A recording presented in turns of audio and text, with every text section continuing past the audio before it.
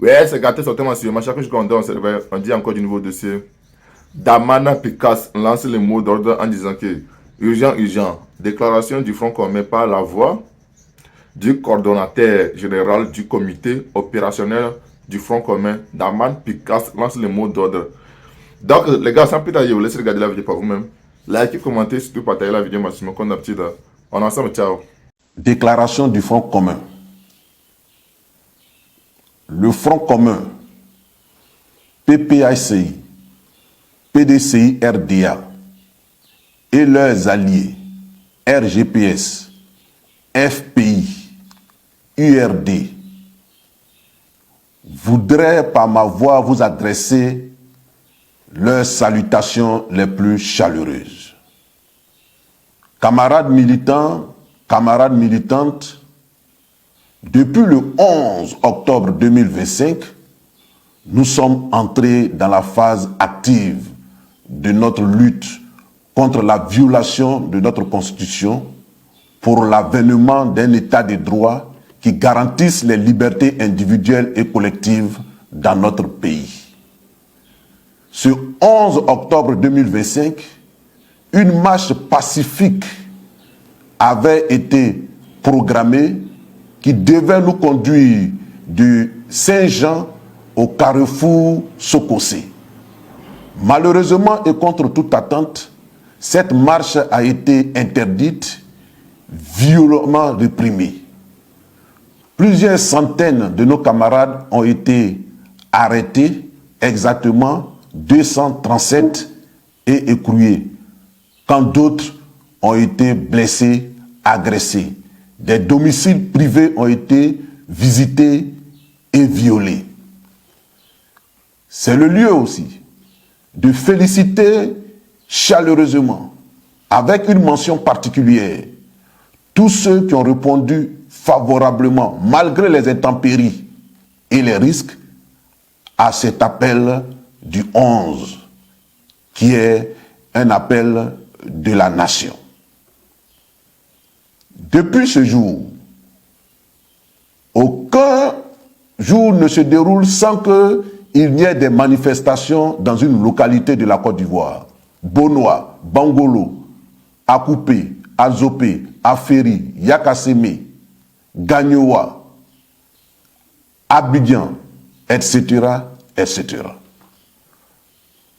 Malheureusement, ces manifestations ne vont pas sans pleurs, sans douleur, et nous enregistrons des pertes en vie humaine.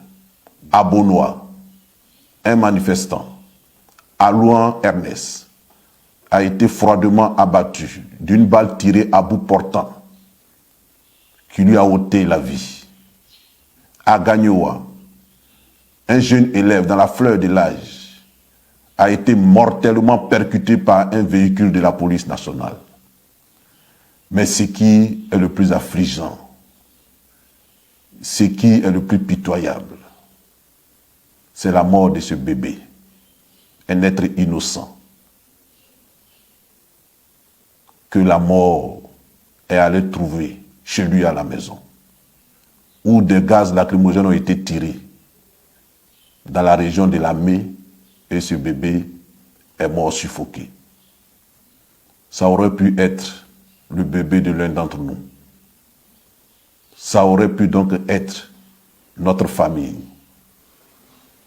Et c'est vraiment triste. C'est le lieu d'attirer l'attention de nos forces de l'ordre, nos forces de défense et de sécurité. Elles ne doivent pas nous traiter en ennemis. Nous ne sommes pas les ennemis de l'armée ivoirienne. Nous ne sommes pas les ennemis de la gendarmerie ivoirienne. Nous ne sommes pas les ennemis de la police nationale. Nous sommes des Ivoiriens au même titre que tous les autres Ivoiriens des autres partis politiques. Ils ne doivent pas nous massacrer. Notre armée ne doit pas nous massacrer. Notre police ne doit pas ouvrir le feu sur nous. Notre gendarmerie ne doit pas nous martyriser, nous inspirer la peur, la terreur. Ce n'est pas leur mission. Ce n'est pas leur mission. D'autant plus que nous contribuons en tant que citoyens par nos impôts que nous payons à les habiller, et à leur doter de moyens matériels adéquats pour mener à bien leur mission régalienne.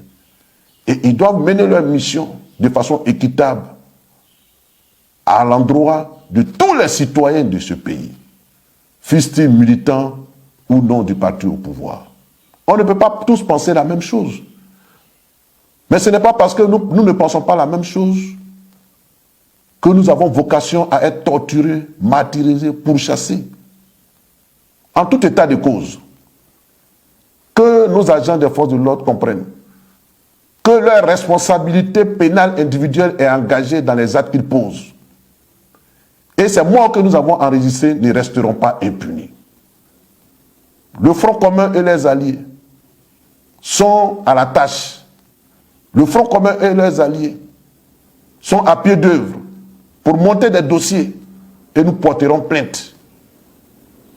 Nous porterons plainte afin que les coupables soient identifiés et qu'ils subissent la rigueur de la loi. Aucun crime dans ce 21e siècle ne reste impuni dans ce village planétaire auquel nous appartenons. Nous espérons qu'à l'avenir, nos forces de l'ordre comprendront cet appel républicain, humanitaire, fraternel, et qu'ils feront leur mission selon les principes de la République. Nous avons assisté récemment à des manifestations de colère en France. Les Français ont exigé le départ de Macron. Il y a eu des affrontements, parfois violents, brutaux, des agressions sur la personne et l'intégrité des forces de défense et de sécurité en France. Mais jamais nous n'avons vu des pertes en vie humaine. Nous n'avons vu des policiers dégainer ou ouvrir le feu sur des manifestants. Quand bien même ils se sont trouvés souvent en mauvaise posture, en difficulté. Pourquoi? Ici en Afrique et singulièrement en Côte d'Ivoire, il y a cette propension à vouloir écraser les militants de l'opposition. Pourquoi il y a cette tendance à vouloir marginaliser les militants de l'opposition? Non, nous ne sommes pas des marginaux.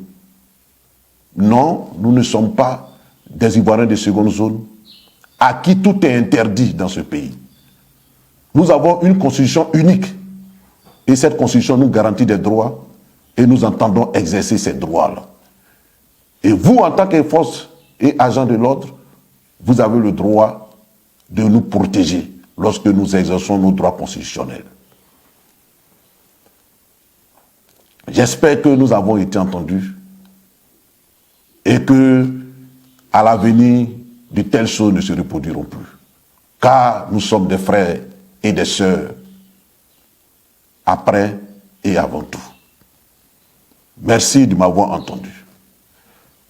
Quand la haute direction du Front commun a lancé le projet de la marche le 2 octobre 2025 pour le 11, immédiatement, quelques jours après, nous avons reçu une convocation de la préfecture de police à l'effet de nous présenter illico presto à la direction des enquêtes générales pour affaires nous concernant, pour être entendus. Je rappelle qu'à peine quelques jours auparavant, nous avions été à nouveau convoqués par le procureur de la République près du tribunal de première instance d'Abidjan à l'effet de nous délivrer un message selon ses dires. Mais ce message n'était nul autre que des menaces qui ont été proférées à notre endroit. Le procureur de la République nous a ouvertement menacés et il a dit qu'il nous tiendrait pour personnellement responsables de tout mouvement, de toute manifestation qui aurait lieu à quelques endroits du territoire ivoirien. Nous avons demandé au procureur de la République, mais de quelle information dispose-t-il?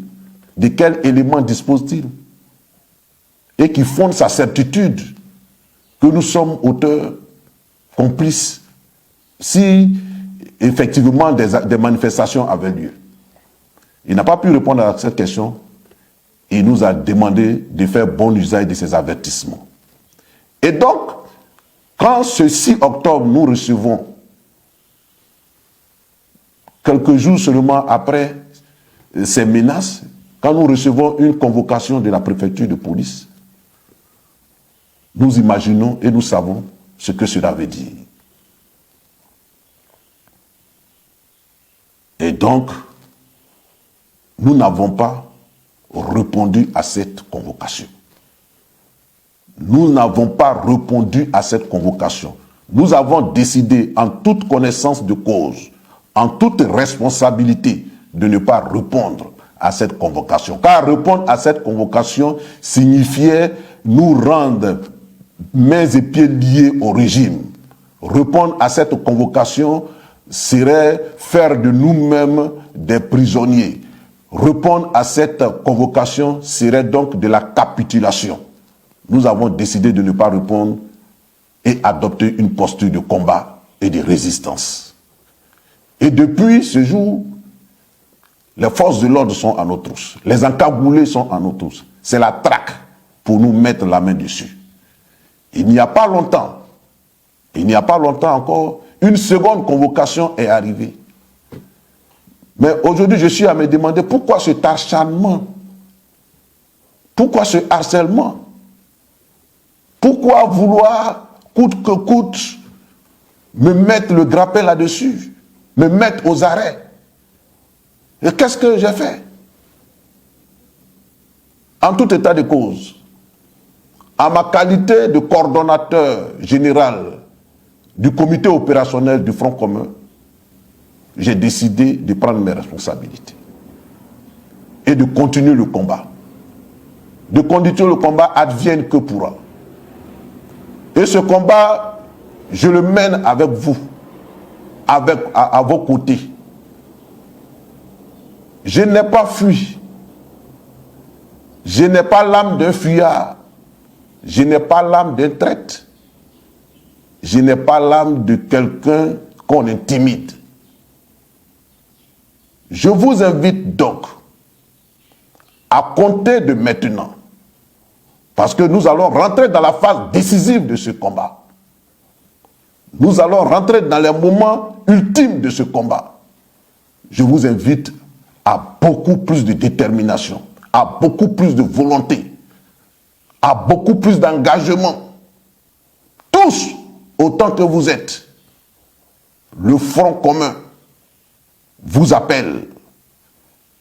Ses alliés, le RGPS, le Front populaire ivoirien et tous les démocrates vous appellent à occuper les rues. À occuper les rues pacifiquement, dans la discipline, dans l'ordre et avec un esprit républicain, comme vous avez toujours su le faire, surtout ce 9 août 2025. C'est un droit. Vous n'êtes pas en train d'enfreindre la loi. C'est un droit constitutionnel que vous exercez. Jeunes, femmes, adultes, travailleurs, étudiants, démocrates de tous, vous êtes invités à occuper pacifiquement les rues. Que ce soit dans tout le district d'Abidjan et même dans tout l'intérieur du pays, dans les grandes villes de l'intérieur du pays, tous les Ivoiriens sont invités à occuper les rues de façon pacifique. Je voulais vous dire, avec assurance, je voulais vous rassurer et je voulais apaiser ceux qui ont une once de doute en eux, que jamais, jamais aujourd'hui plus qu'hier, nous ne sommes si proches de la victoire et de la délivrance. Je le répète, Je voulais vous dire, avec foi, conviction, et rassurer ceux qui sont traversés, ceux qui seraient tentés d'être traversés par le doute, que jamais, aujourd'hui plus qu'hier, nous ne sommes aussi proches de la victoire et de la délivrance.